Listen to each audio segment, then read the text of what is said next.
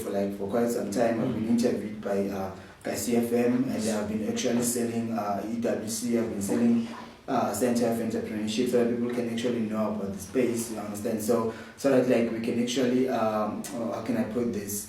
Yeah, I mean basically that's that. Yeah. Awesome. And what would you say that were your greatest success that you have actually have encountered, regardless of, the size that you are in now? Okay, you have said that you are actually a company that grows. Yes. But surely, you see yourself, or there are some of the things that you have actually have succeeded from, or maybe the challenges that you actually have overcome. Now, what would you say, just to encourage, a person out there, who's intended to start a business, who's maybe, or the other might be in the business already, the success that you actually have done, be it on small scale or medium scale or large scale? Okay, what I would say is that people shouldn't be afraid of failing, because of once you fail, you actually prepare yourself for a success. So in most cases, what I've learned in my perspective is that we were all born successful. It's just that now how we channel ourselves, that's what actually determines who we are and where we are going to. So ever since we were born successful. Because of today, we are able to do things that you want to do. So what I can say to everyone who has started the business or who would love to start a business is that, guys, don't be afraid in failing, because of I've started my business back in 2014. When I started my business back in 2014, I have actually failed almost 8 to 10 times. Wow. Trying a new idea, only to find out that it's not about finding an idea. In order for you to be successful in your business, it's about you identifying an opportunity or identifying a solution, a problem that you need to solve. You understand? So I've started a business thinking that people will support me. That's how I've started to fail. Oh, yeah. Yes, but now because of I'm selling what people they need, like I'm no longer failing because of now I'm giving what they want. I'm giving what they need. So your success depends on the niche that you actually have Exactly. So but through that success, there are some failures in between here. So I learned from failing. So for me to fail, it's for me to be successful.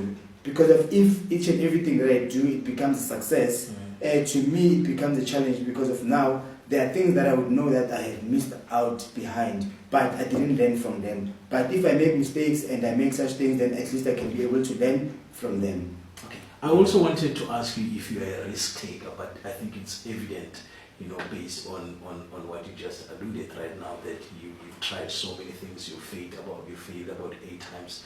Because I read about this other guy, I was actually listening to this other gentleman, a very old white guy. He said that you need to fail fast in order for you to learn. So do you actually concur on the statement? Yeah, I mean, listen, man, I took a risk back in 2013 when I was working for a certain company. So I resigned. So I was never chased from work, or I was never given a warning or whatsoever. Like I was good in my job. I've worked there for 4 years. So, but then later on, the calling started to come to me and say, dude, you're a business person. Why don't you just resign and start your own thing? So by me doing that, I was actually taking a risk, because of when you take a risk, it's doing something that you don't know what's going to happen after. So I didn't know what's going to happen after. But look at me now, 8 years later. Yes, I failed 8 times through that period of me resigning from my job. But look where I am today. After I left my job, the same amount that I was making back in 2013, I'm actually doubling it now. Even though it took me so long, but now I know it's going to be a stability. Unlike before, where I was working for someone that tomorrow can actually fire me. That thing, it becomes a problem for me. So the risk that I took was for me to resign from my day-to-day job and start working on my company. You started becoming your own boss. Yes. Maybe the other question could be, now that you have entered into the space of a business, you've got clients that you have to maintain.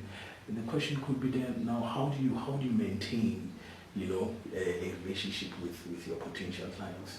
Okay. For your business to can be sustainable, and also that you can be able to pay people that are working for you. Okay. In terms of stability and making sure that my operations are proper and things are going fine and all that. So first things first, to retain my customers, what I use is there's this thing we call it customer relationship management. Yeah. So I have an external partner, a strategic partner that I've actually partnered with to make use of their software, so that software can actually update my clients on their compliance. So meaning if your SaaS comes to an expiring date, then that system will actually notify you 5 days before. If your CIPC needs to be submitted to your annual returns, then the system will actually let you know. If you have registered on SaaS for products like your VAT, your pay-as-you-earn, your customs and all those things, the system that we are actually using, we've actually integrated that type of information. So whenever anything that comes to an expiring date, then the system will let you know. And the other thing that we do is with our current customers is that we send them like your birthday wishes, when is their birthday. We make sure that we communicate with them. You understand? So we also have a platform whereby like they can actually send us communication if ever maybe they are struggling or if they are looking for a help desk or something. So that's how we actually retain our customers. And we also have a revenue model that we call a freemium, whereby like before we can actually assist before we can actually assist our client, we actually give them a free service first that will cost them on a later stage. So we call that revenue model a freemium. So that thing, it also gives me an advantage to actually have more customers, because not everyone, when they come to me, they have money at the time. But before they can know what to pay for, they need to come and consult first. So which is I don't charge them for a consultation. So that's how I retain my customers. And for now, I don't have a permanent staff. I don't have people that are working for me permanently. However, I have partnered with a training center called KVR.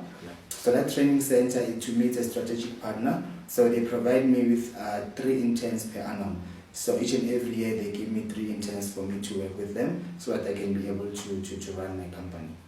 Awesome. And what just came is, since you started your business, I did not hear, you complaining about capital.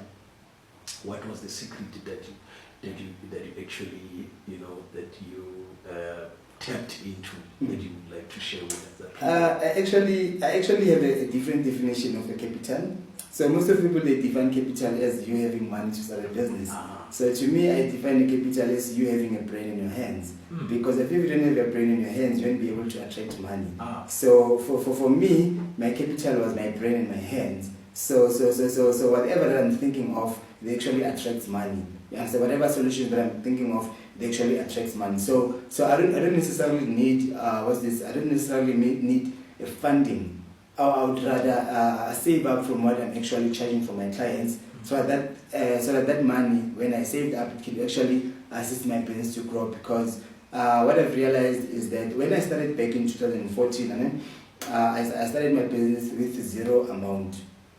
So all I did was to sell ice to kids. Then I started to raise money, and when I started my corner, when I left my job, like I was selling snacks, which is I started from an amount of 500 rand. So I used to buy those knickknacks, sweets, cigarette, and all that. You understand? Up until I came into a scope whereby in 2017 I started to own a container, which is I've actually moved from a corner to a tech shop. So from a tech shop, that's when actually I've started to learn about compliance. Because of my tech shop, 4 years later, it was shut down due to non-compliance. Then that's when I started to ask myself, if I don't know some things about compliance, how many people in actually township, they are not even aware about using SARS? Then that's when I started to pay attention there. Then I started to assist in terms of compliance and all those things. Mr. Makamole, thank you so much. It has been a pleasure to have such an informative discussion with you.